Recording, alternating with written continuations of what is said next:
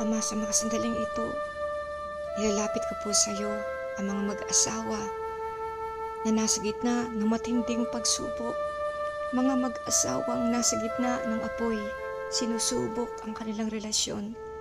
Panginoon, tulungan niyo po ang mag-asawang ito, mga mag-asawang matagal nang nagsasama, mga mag-asawang sinubok ng panahon, sa tagal ng panahon na pinagsamahan nila, nagsakripisyo para sa mga anak, para sa isa't isa.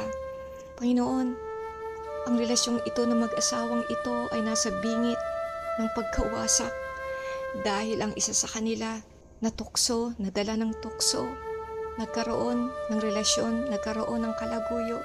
Father God, alam ko na mahirap na muling buuin ang relasyon ng mag-asawang ito. Mahirap na muli silang magsimula, na muli silang bumangon at pulutin ang mga nasirang pangarap.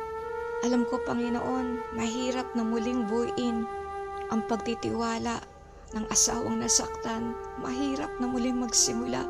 Panginoon, dalangin ko, tulungan mo ang mag-asawang ito. Tulungan mo po sila, Panginoon, na bumangon mula sa pagkabigo, bumangon mula sa sakit na idinulot ng pangangaliwa, Panginoon. Ama, kung may isasalba pa ang relasyon ng mag-asawang ito, tulungan niyo po sila. Ikaw po ang umawak sa kanilang mga kamay. Ikaw nga po ang magbangon sa kanila. Panginoon, alalayan niyo po ang asawang ito na nasaktan ng kanyang asawa, ng kanyang mister. Sinasadya man o hindi sinasadya, dahil sa karupukan ng kanyang asawa. Panginoon, dahil naging mahina ang kanyang laman, natukso sa ibang babae, natukso sa ibang lalaki. Panginoon, kung may pag-asa pang muling mabuo, muling maayos ang relasyon ng mag-asawang ito, dalangin ko, tulungan mo po sila. Panginoon, I pray, Lord, na maghilom ang sugat. Panginoon, yung sugat na sanhi ng pagtataksil, ng betrayal. Panginoon, alam kong mahirap, malalim ang sugat, at ito ay mag-iiwan ng marka, mag-iiwan ng peklat, sugat sa kanilang mga puso, na kahit magpatawad sila, andun ang alaala, Panginoon, na minsan ang kanyang asawa nasa piling ng iba. Dalangin ko, Panginoon, burahin mo ang sakit. Panginoon, kung meron pang nararamdaman ang mister na to sa kanyang kalaguyo, alisin mo po, Panginoon, ito. Alisin mo ito, putulin mo to, pinuputol ko to sa pangalan ni Jesus. Panginoon, dalangin ko, lagyan mo ng gamot ang puso ni Mrs. na nasaktan, ang puso ni Mister na nasugatan, nasaktan ang kanyang pagkatao, nasaktan ang kanyang pagkalalaki dahil sa ginawang pangangaliwa ng kanyang asawang babae, maging sa asawang babae sa misis na nasaktan, nasira ang kanyang pagkatao, Panginoon, na tuwing humaharap siya sa salamin, nagkakaroon siya ng pag-aalinlangan, na ang tingin niya sa sarili niya, pangit siya, mataba siya. I pray, Panginoon, sa misis, ibalik mo yung self-confidence niya na nasira, Panginoon, dahil kinukumpara niya na ang kanyang sarili sa babae, sa kalaguyo, sa kabit ng kanyang asawa. And I pray, Panginoon, restore her confidence. Ibalik mo muli ang kanyang pagtitiwala sa kanyang sarili. Panginoon, mahirap, matagal ang proseso. Pero alam ko, Panginoon, walang imposible sa iyo. Panginoon, gamutin niyo ang relasyon ng mag-asawang ito na sinira ng pangangalo niya, na sinira ng infidelity. Panginoon, restore the relationship. Restore, ibalik mo ang kanilang relasyon. And I pray, Panginoon, sa asawang lalaki, Panginoon, na nagkamali. Tulungan mo ang asawang lalaking ito na magbagong buhay na magpakatotoo siya, Panginoon.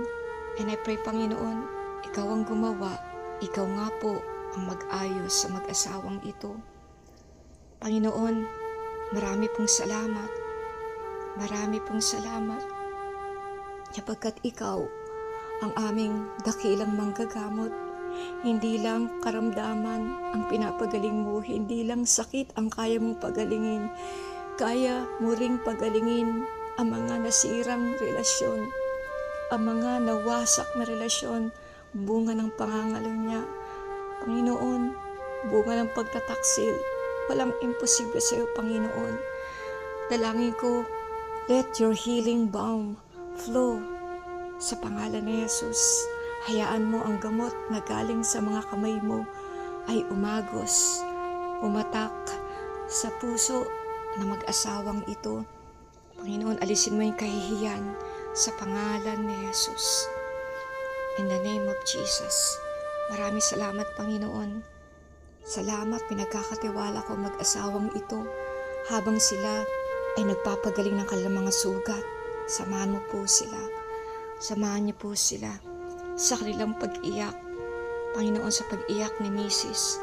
Sa mga panahon na mahina siya, Panginoon, ikaw nga po ang kanyang maging kalakasan, maging kay mister na niloko ni Mrs. Nagpadala sa tukso na nasa ibang kandungan ng ibang lalaki. Masakit ito, Panginoon. Kay mister, I pray for your healing. Pagalingin mo ang kanyang puso. Ibalik mo po, Panginoon, ang kanyang pagtitiwala sa kanyang sarili. Thank you, Father. I declare healing in their broken hearts. I declare restoration in their broken relationship. I declare complete healing in their wounded hearts. Ikaw nga po ang manguna. Ikaw nga po ang sumama. Maraming salamat, Panginoon. Tapusin mo, Panginoon, yung mga bagay na sinimulan mo sa buhay ng mag-asawang ito. Ipakita mo sa kanila na hindi ka patapos, Panginoon, na bagamat may pumasok na third party para sirain ang kanilang relasyon. Hindi ka patapos, Panginoon. Help them to forgive kung pwede pang isalba ang relasyon, kung deserve pa ng pangalawang pagkakataon. Ikaw nga po ang umalalay, ang gumabay sa kanila. Marami pong salamat. Purihin ka, luwalatiin ka sa pangalan ni Jesus. Amen.